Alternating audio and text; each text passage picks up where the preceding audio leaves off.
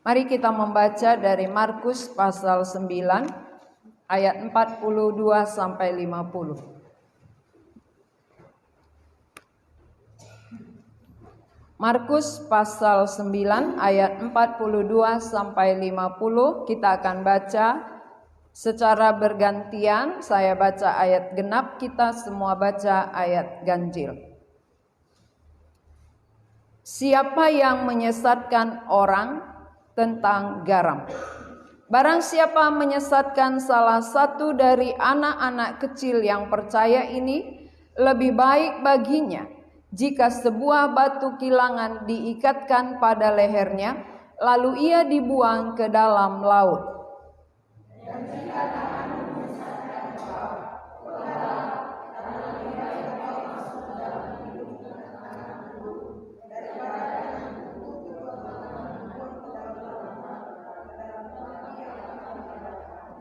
di tempat itu ulatnya tidak akan mati dan apinya tidak akan padam.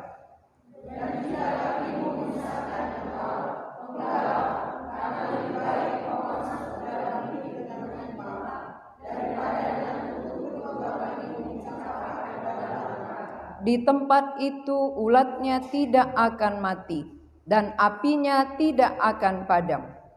Dan jika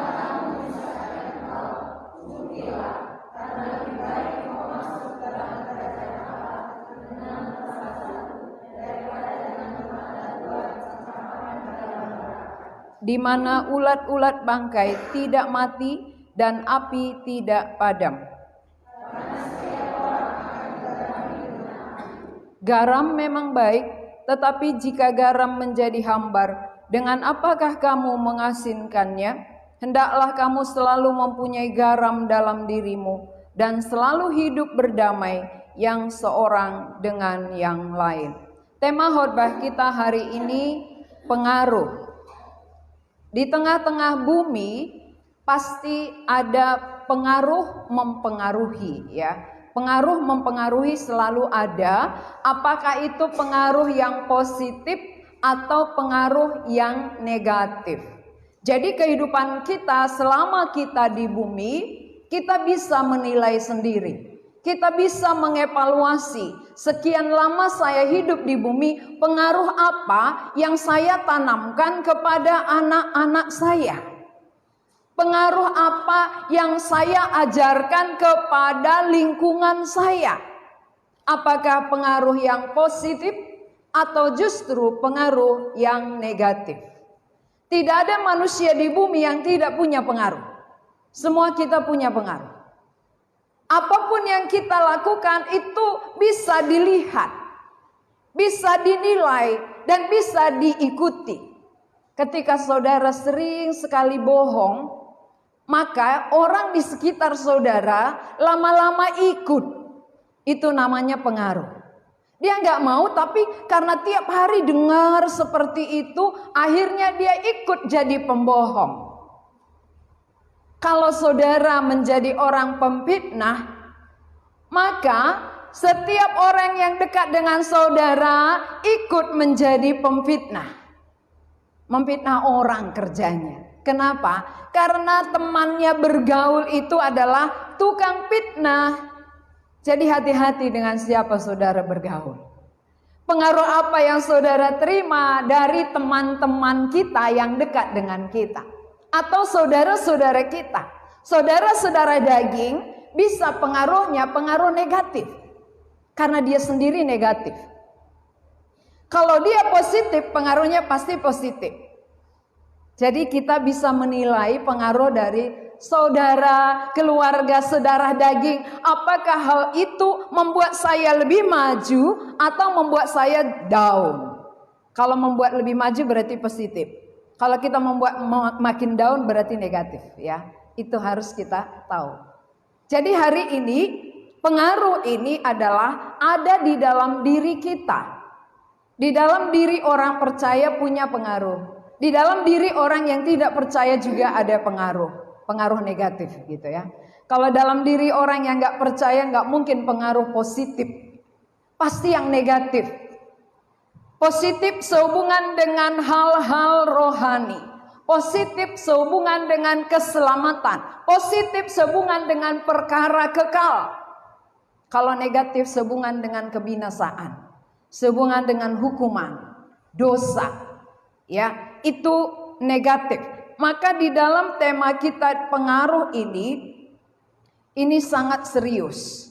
Mengapa serius? Karena kita di tengah-tengah bumi ini akan diperhadapkan kepada dua sisi.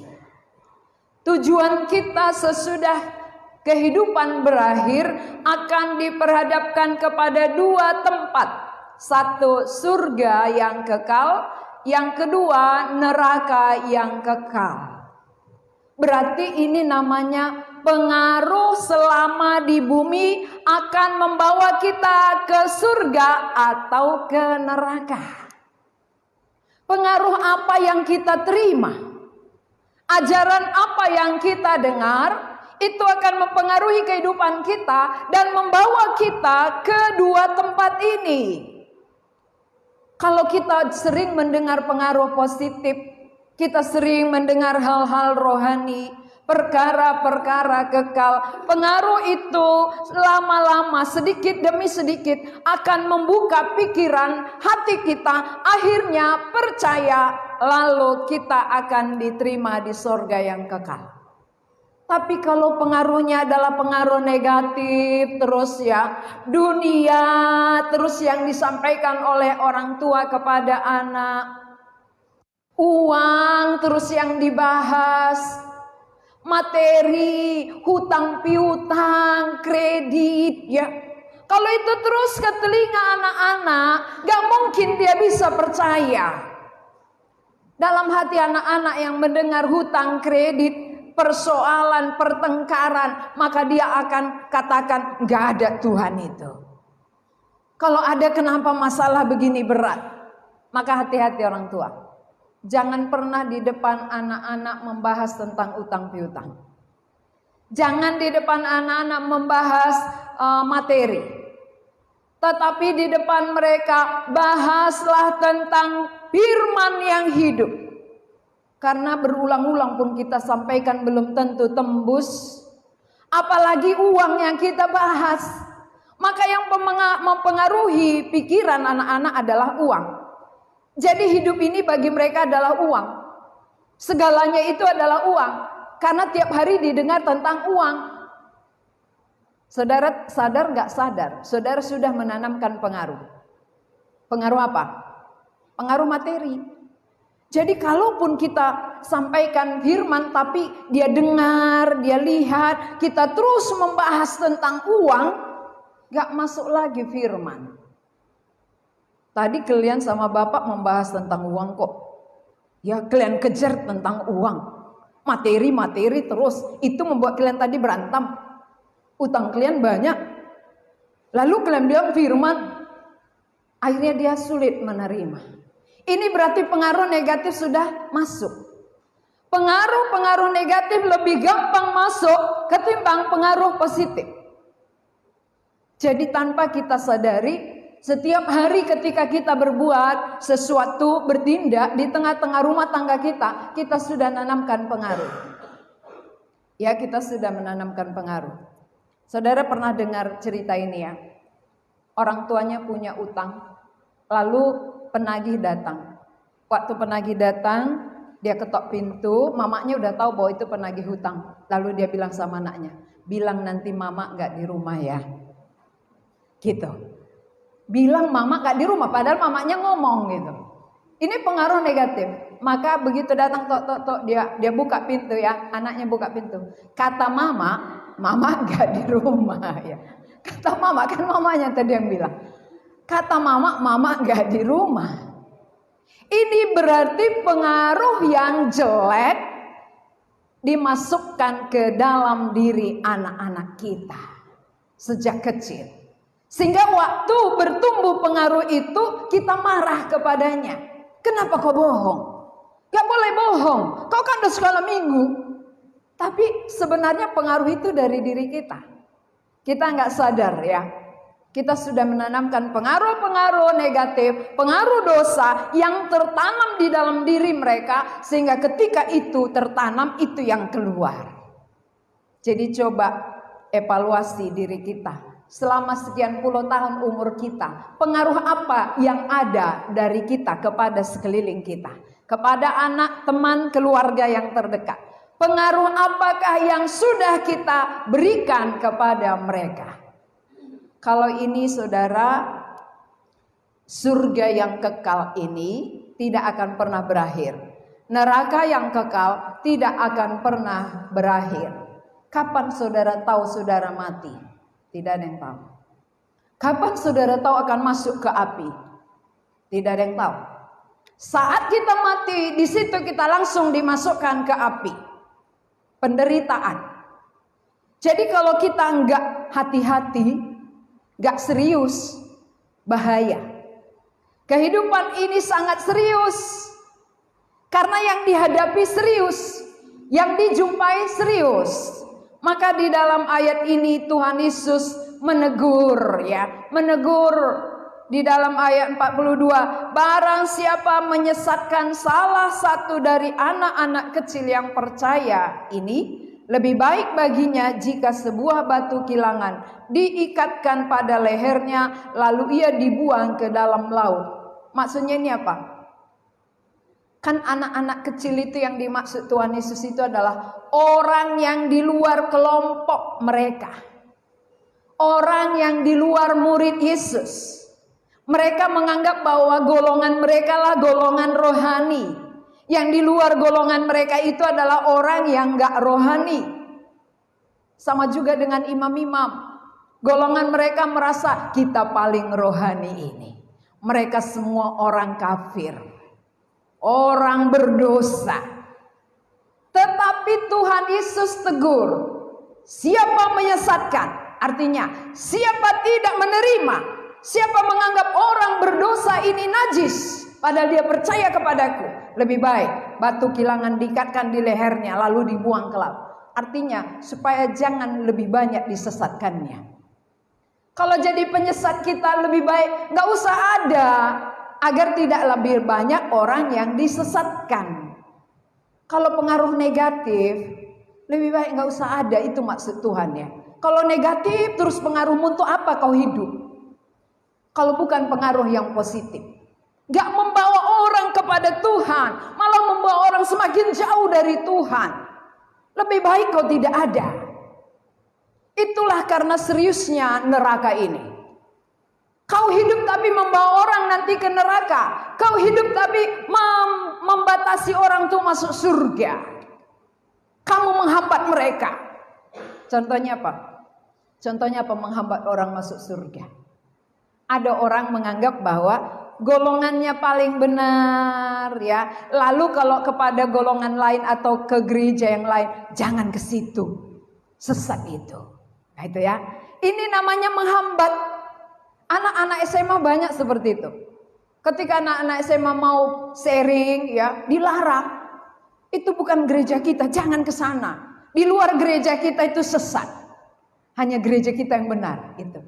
Itu artinya menganggap bahwa hanya golongannya pihak benar, golongan lain itu salah.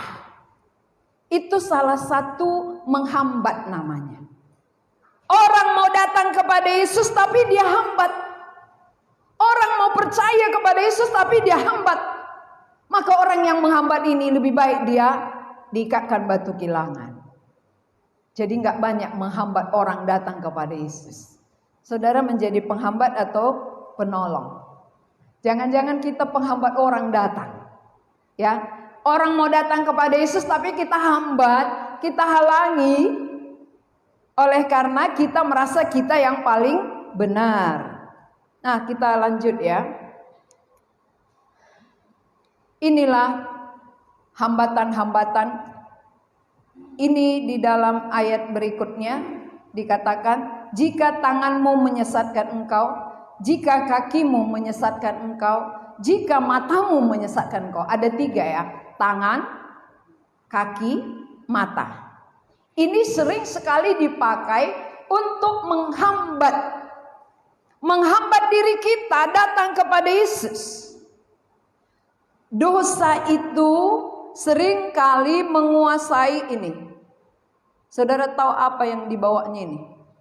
Lebih besar bawaannya daripada dirinya. Dosa.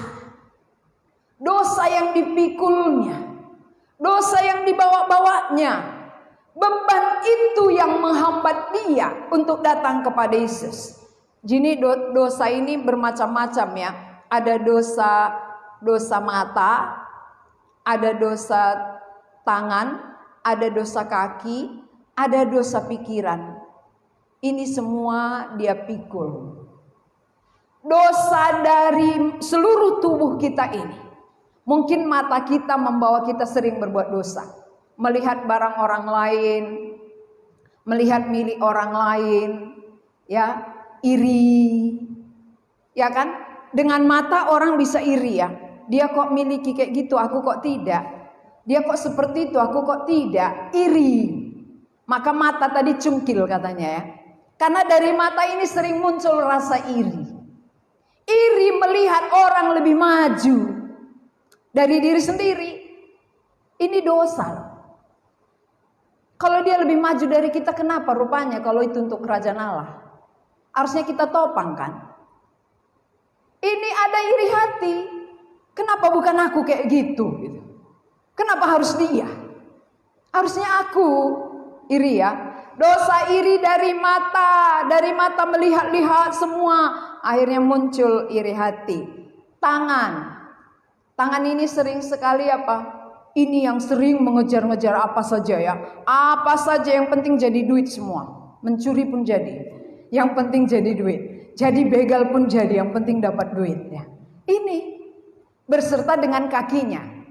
Kan gak mungkin tangannya aja mencuri kalau gak berjalan dengan kakinya ya.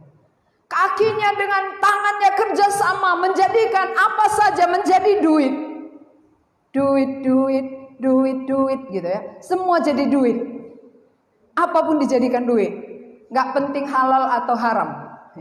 Cari haram aja susah katanya ya. Zaman sekarang. Cari haram saja susah, apalagi halal gitu ya. Maka semua boleh dihantam. Hantam kromo. Dosa-dosa lah nantilah itu. Ini namanya semua dipikul. Semua dosanya sudah dipikul, membuat dia berbeban berat. Berat sekali hidupnya. Nah ini, yang kedua ini, banyak sekali bawaannya. Banyak keberhasilannya. Banyak sekali hartanya. Kayak Lot. Ya, kayak Lot dia kan. Banyak sekali harta terkumpul. Mungkin di tasnya ini berlian, emas, perak dan sebagainya. Jadi disuruh masuk melalui pintu yang sempit ini. Akulah pintu. Kan gitu. Pintu yang sempit itu gak muat barangnya. Gak muat ya. Gak muat, tasnya ini besar kali. Hanya dia yang muat. Jadi dia masih pikir-pikir. Masuk enggak? Masuk enggak? Kalau masuk tinggal nanti barangku ini. Sayang kali, udah capek kali aku mencari selama ini. Udah mati-matian peras keringat mengejar ini, mengumpulkan, masa dilepaskan? Ini banyak sekali orang mikir-mikir seperti ini. Akhirnya karena terlalu mikir-mikir, lama-lama gak masuk-masuk. Sudah tua pun gak masuk-masuk pintu dia. Kenapa? Mikir-mikir terus. Makanya waktu Lot disuruh malaikat, ayo cepat tinggalkan Sodom Gomora ini. Pergi, bergegas. Dia berlambat-lambat. Kenapa berlambat-lambat? Bagaimana aku pergi malam hari? Bank belum buka. Uangku di situ semua, kan gitu ya. Kok cepat disuruh malaikat ini pergi? Kalau pergi kan gak bawa apa-apa. Ya emasku belum sempat ku ambil. Tapi malaikat katakan, nyawamu yang perlu diselamatkan, bukan hartamu. Hartamu akan dibakar musnah seketika, sekejap mata. Berarti yang dikejar akan ditinggal. Siapa yang ngejar-ngejar harta, pasti ditinggal. Siapa mengejar Tuhan, pasti dapat. Dapat yang lebih mahal dari emas. Saudara ngejar apa sekarang di bumi ini? Apa yang saudara kejar? Kalau anak muda kejar-kejar jabatan, kejar kerjaan yang baik, kejar kewibawaan, ketenaran, kemuliaan. Kan itu kalau anak muda. Tapi Tuhan Yesus tinggalkan wibawanya, tinggalkan kerajaannya, tinggalkan segalanya, datang cari orang berdosa. Terbalik ya. Kita cari-cari ketenaran dunia, Yesus tinggalkan semuanya, mencari orang berdosa. Berarti kita harus menyadari itu. Yesus datang untuk saya. Lalu saya datang cari apa? Cari apa di dalam dunia? Cari apa di dalam dunia? Cari dunia jiwa binasa. Cari Yesus yang penuh cinta. Coba tanya di sebelahnya sambil nyanyikan. Cari apa di dalam dunia? Ya, cari apa di dalam dunia sambil nyanyikan gitu ya. Cari dunia jiwa binasa. Cari Yesus yang penuh cinta. Ya, kalau kita mencari dunia, pasti jiwa kita binasa. Inilah dia cari dunia, mikir-mikir masuk enggak gitu ya. Berat kali ngelepaskan ini. Berat kali rasanya ya, karena sudah banyak terkumpul. Kalau ini banyak talinya mengikat dia. Dia mau ke sorga, tetapi banyak ikatan. Ikatan pacar, ikatan pekerjaan, ikatan anak, ikatan apa lagi nih? Ikatannya banyak sekali. Jadi dia mau lepas tapi terikat. Dan dia nggak mau melepaskannya gitu ya. Dia setuju diikat. Ini bahayanya. Sebenarnya ada yang berkuasa memotong itu. Tapi dia sendiri pun nggak mau dipotong ikatannya. Maka kan di dalam ayat 42 ini tegas sekali Tuhan jelaskannya. Jika tanganmu menyesatkan, potong. Penggal. Inilah tangan dan kaki. Jika tanganmu atau kakimu yang menyesatkan engkau, penggal. Ngeri ya? Keras. Tuhan Yesus mengapa keras berbicara? Keras menegur? Saudara tahu alasannya kenapa? Karena seriusnya neraka itu. Karena betapa seriusnya kematian kekal itu. Penderitaan itu gak akan ada ampunannya. Dan tidak akan bisa keluar dari situ. Maka kalau ini menyesatkan, kau lebih baik ini dipenggal. Supaya kau ke sorga. Itu maksudnya. Kalau matamu yang menyesatkan, kau lebih baik matamu dicungkil. Jadi kalau disuruh kaki, tangan, mata semuanya dipenggal dan dicungkil, di antara kita ini kurasa semua nggak pakai mata lagi.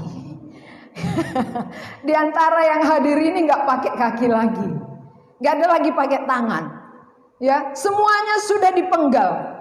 Kakinya dipenggal, tangannya dipenggal, matanya sudah dicungkil semua. Kenapa? Semua sudah berdosa. Tapi bukan itu yang dimaksud oleh Tuhan. Makanya sampai sekarang kita kan nggak penggal tangan kita. Saya yakin tangan saya sudah banyak berbuat dosa. Kaki saya juga sudah banyak berbuat dosa. Mata saya sudah banyak berbuat dosa. Kalau karena itu tadi dicungkil, saya nggak pakai mata lagi dengan apa baca. Kalau nggak pakai kaki dengan apa berjalan. Jadi kita semua nggak bisa ibadah. Di rumah semua dengan penggal. Dengan puntung ya, kaki puntung semua, tangan puntung semua. Itu menggambarkan betapa seriusnya sorga, neraka itu sangat serius. Jangan main-main, itu maksud Tuhan ya. Jangan dianggap itu perkara yang tidak serius. Betapa seriusnya sorga dan neraka. Maka apa yang menyesatkan engkau harus rela lepaskan, rela tinggalkan. Mungkin sering sekali yang mempengaruhi kamu untuk tidak sampai kepada iman keselamatan adalah dari matamu. Lepaskan keinginannya. Lepaskan keinginan dagingmu. Itu maksudnya. Rela diputus semua yang menarik-narik hati kita. yang menarik-narik tangan kita, kaki kita, mata kita untuk tetap hidup di dalam dosa. Harus ada kerelaan untuk dilepaskan. Kalau tidak ada kerelaan kita seperti ini, dipenggal ya, dicungkil. Tidak ada kerelaan untuk melepaskan semua dosa yang mengikat kita, maka untuk selamanya kita akan dibinasakan. Kebinasaan kekallah menjadi milik kita. Api neraka yang kekallah yang akan menjadi bagian kita. Maka lebih baik sekarang ini, hal-hal apa saja yang membuat kita tidak sampai kepada hidup kekal, harus ada kerelaan. Lepaskan. Itu harus dari diri kita. Tuhan gak pernah paksa. Tuhan gak mau mencongkel ya. Kita yang harus rela mau, bukan karena terpaksa, tapi ada rela. Aku mau melepaskan hal-hal yang membuat aku terikat di dalam dosaku, yang akan membawa aku kepada maut yang sangat serius itu. Sehingga dari pihak kita sendiri yang mau ya. Kalau dari pihak saudara nggak mau, Tuhan nggak pernah paksa. Tuhan kita nggak pernah memaksa siapapun. Dia minta kerelaan dari diri kita. Nah, kalau di neraka saudara tahu apa yang dikatakan di sini. Ayat 45, mari kita baca 45. 2, 3 ya. Karena setiap orang akan digarami dengan api. Apa maksudnya digarami dengan api? Fungsi garam itu salah satu adalah mengawetkan. Berarti kalau digarami dengan api artinya adalah dia akan awet di dalam api neraka ini. Awet selamanya. Dia tidak mati-mati lagi. Awet tetap di situ. Tidak meleleh. Tidak hancur. Tapi awet. Kalau demikian artinya apa? Dia akan awet dalam penderitaan. Maka waktu Adam dan Hawa berdosa di Taman Eden, kenapa dia diusir keluar? Kenapa tidak diizinkan dia terus di dalam? Karena di situ ada pohon kehidupan. Ada pohon kehidupan di tengah-tengah di dalam Taman Eden itu, kalau mereka makan dia akan hidup selamanya, tapi selamanya dalam dosa. Pohon kehidupan dia membuat hidup terus menerus, tetapi dia sudah jatuh ke dalam dosa, maka dia akan hidup terus dalam dosa, berarti dalam penderitaan. Jadi Tuhan sangat sayang kepada manusia. Karena sayangnya maka diusir dari Taman Eden supaya mereka mati dulu. Agar ada kehidupan. Harus mati dulu. Orang berdosa mati. Upah dosa dalam maut, harus mati. Dan sesudah itu dihidupkan kembali bersama-sama dengan Kristus. Untuk itulah Tuhan Yesus mati. Untuk menggantikan posisi manusia. Manusia harusnya sudah mati, tapi kematian Yesus menghidupkan kita. Jadi untung sebenarnya kita mati, supaya lewat kematian itu, lewat kematian Tuhan Yesus, kita dihidupkan lagi. Kalau hidup selamanya di dalam dosa, berarti tidak ada pengampunan. Maka Tuhan sangat baik ya, dengan semua rencana-rencana, rancangan-rancangannya luar biasa. Yang kita sendiri tidak bisa selami. Betapa agung karya Tuhan terhadap manusia. Jadi kalau di dalam neraka ini diawetkan saudara, awet selamanya di sini, berarti mau keluar nggak bisa lagi.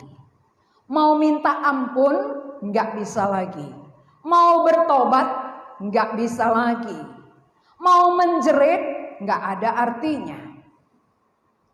Air tidak ada, apalagi es. Ya, sekarang panasnya bukan main, itu aja kita nggak tahan. Karena panasnya bumi membuat banyak orang minum es dan sakit demam. Ya, demam batuk. Kalau di api neraka ini jangankan es, air setetes pun tak ada. Ini saudara akan masuk selama-lamanya tanpa akhir. Kalau bumi, bagaimanapun saudara susahnya pasti berakhir. Sesulit-sulit apapun hidup kita pasti berakhir. Tapi di dalam api neraka tanpa akhir. Tidak ada akhir lagi saudara. Jadi kengerian. Oleh karena ngerinya api itu maka Tuhan katakan lebih baik kamu bertangan satu, berkaki satu, tidak punya mata, yang penting masuk surga. Itu yang dimaksud di sini. Betapa seriusnya itu loh. Jangan main-main. Jadi hal-hal apa yang menghambat kamu untuk tidak masuk ke surga, lepaskan dengan kerelaan. Karena Tuhan Yesus mau melepaskan saudara. Hanya dengan kekuatan Tuhan kita bisa melepaskan kedagingan kita. Dengan kekuatan kita tidak mampu. Tapi ketika kita rela, Tuhan aku mau dilepaskan dari segala keinginan dagingku, hawa nafsuku ini. Pasti Tuhan bisa lepaskan. Dengan kekuatan Tuhan kita pasti mampu berhenti dari semua dosa kita. Ini garam. Garam ini banyak sekali fungsinya. Untuk makanan, untuk tanaman, ya. Kalau untuk makanan tanpa garam gak ada rasa. Gak punya rasa apa-apa. Daging sekalipun kalau gak ada garam, gak ada rasa, hambar. Hidup ini pun ya tanpa garam hambar. Jadi kalau begitu orang percaya adalah garam. Kitalah garam di tengah-tengah dunia ini yang memberi rasa, yang memberi pengaruh. Adakah rasa aman dekat dengan kita? Adakah orang berdosa merasa nyaman dekat dengan orang percaya? Atau sebaliknya? Aku gak suka dekat dengan dia. Kenapa? Ngomongnya itu loh. Asal ngomong, pedas sekali. Walaupun bukan cabai, lebih pedas dari cabai. Nusuk kali, walaupun bukan pisau, lebih tajam dari pisau. Tapi katanya percaya. Iya, makanya aku ragu itu percayanya gimana. Ini berarti ada orang gak nyaman dekat dengan kita kalau kita tidak menjadi garam. Garam itu memberi rasa nyaman loh. Rasa enak. Makanan itu kalau ada garamnya enak, lezat. Kehadiran orang percaya seharusnya itu enak, nyaman bagi orang lain. Melalui perkataan kita orang nyaman. Melalui sikap kita orang nyaman. Melalui tingkah laku kita orang nyaman. Ini enggak. Melalui semua yang kita lakukan orang gusar. Itu berarti rasa pengaruhnya itu bukan pengaruh positif ya. Pengaruh negatif. Kemana-mana kita pengaruhnya negatif. Harusnya garam itu memberi pengaruh, memberi rasa aman datang kepada Yesus. Kita garam. Kita yang memberi rasa, memberi pengaruh. Orang senang menjumpai Tuhan. Bukan sebaliknya. Ini gara-gara sikap kita menjadi batu sandungan. Orang gak tertarik datang kepada Tuhan. Itu celaka. Celaka 12. Masa gara-gara aku orang tersandung dia gak mau lagi datang kepada Tuhan. Kan ngeri. Ngeri itu. Sudah adakah kita tersandung? Sikap hidup kita membuat orang lain tersandung, berarti pengaruh kita negatif. Kalau sikap hidup kita membawa orang nyaman datang kepada Tuhan, itu pengaruh positif. Maka kehidupan orang percaya itu mempunyai pengaruh. Bisa positif, bisa negatif. Selama saudara beriman, pengaruh apa paling banyak? Kalau menjadi batu sandungan itu pengaruh negatif. Berarti di mana perlu diperbaiki? Sikap hidup kita, cara kita berbicara, pola pikir kita, semua harus dirubah.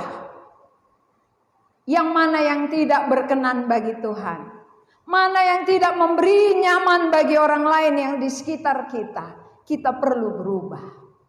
Kita yang berubah, bukan orang lain yang kita salahkan. Seringkali kan kita menyalahkan orang kan, memang keras sekali hatinya, kayak batu, lebih keras dari batu. Padahal sikap hidup kita membuat dia tersandung, membuat dia nggak mau datang kepada Tuhan. Kalau ada teladan hidup kita ya, nyaman rasanya, pasti dia datang kepada Tuhan.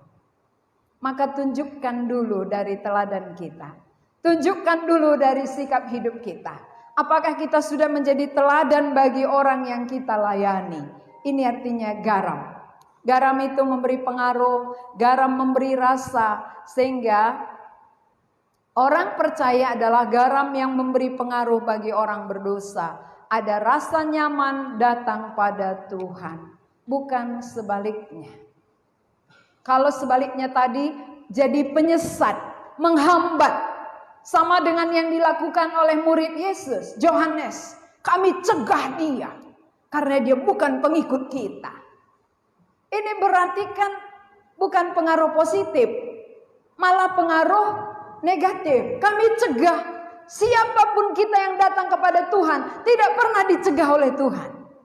Sejahat apapun yang datang kepadanya, semua diterima. Dari golongan manapun kita, latar belakang apapun kita, sejelek apapun kita, semua diterima oleh Tuhan. Tidak ada dibeda-bedakan. Kalau kita membeda-bedakan berarti kita di atasnya Tuhan. Ya kan? Tuhan gak ada membedakan, tapi kita membedakan. Jadi saudara-saudara, pengaruh ini ada negatif, ada positif. Pengaruh untuk orang lain, pengaruh untuk diri sendiri. Ada pengaruh yang positif, ada pengaruh yang negatif. Yang negatif itu bisa membawa orang lain tersandung datang kepada Tuhan oleh sikap hidup kita. Cara kita berbicara, cara kita bertindak, cara kita segala cara ya. Banyak cara membawa orang lain tersandung. Tapi kalau memang kita mengerti betapa ngerinya api neraka, pasti kita mau berubah. Janganlah karena sikapku orang tersandung. Janganlah gara-gara tidak ada teladan hidupku orang lain tidak datang kepada Tuhan. Aku yang perlu bertobat. Aku yang perlu berubah. Sikap hidupku yang perlu ku perbaiki supaya orang nyaman datang kepada Tuhan. Inilah renungan kita hari ini. Mari kita renungkan masing-masing. Pengaruh apa yang sudah ada kita berikan kepada orang lain. Atau pengaruh apa yang kita terima. Ini memberi dan menerima ya. Pengaruh apa yang kita beri ke orang lain dan pengaruh apa yang kita terima dari orang lain. Kalau pengaruh yang negatif buang. Pengaruh yang positif terima. Kalau yang negatif menjerumuskan kita ke dalam api siksaan. Pengaruh positif membawa kita kepada hidup yang kekal. Marilah sebagai orang yang telah diselamatkan menjadi garam di tengah-tengah dunia, memberi pengaruh, memberi rasa sehingga orang nyaman datang kepadanya. Kita mendukung orang lain datang, bukan menghambat ya. Siapa yang menghambat? Dia penyesat. Siapa yang mendukung? Dialah teman sekerja Allah. Berapa orang yang saudara hambat datang kepada Tuhan oleh karena sikap hidup saudara? Berapa orang yang saudara bawa datang kepada Tuhan untuk percaya kepada Dia? Itu bagian kita selama kita hidup di bumi ini. Mari kita berdoa. Kami mengucap syukur kepadamu ya Tuhan untuk firman-Mu bahwa hidup kami punya pengaruh. Pengaruh negatif dan pengaruh yang positif.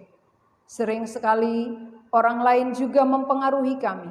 Kalau itu negatif kami akan buang. Kalau hal yang positif kami akan terapkan di dalam kehidupan kami. Berkatilah firman-Mu supaya kami mengerti betapa seriusnya api neraka itu, betapa seriusnya surga, supaya kami tidak menganggap sepele, tetapi hal-hal yang menghambat kami untuk mendapatkan kerajaan surga itu, kami rela dilepaskan. Karena untuk itu Engkau datang dari surga untuk melepaskan kami. Terima kasih Tuhan.